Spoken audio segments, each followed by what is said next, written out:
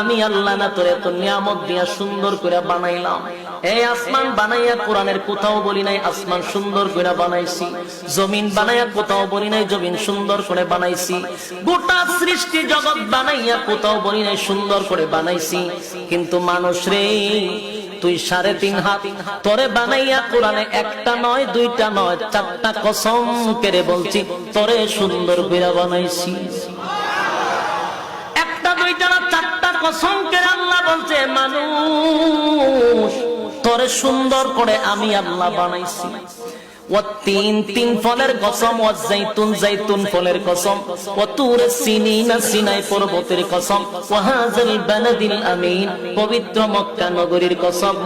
4টা কসম করে আল্লাহ বলেন লাকাদ খালাকনাল ইনসানা ফি আহসানি তাকওয়িম।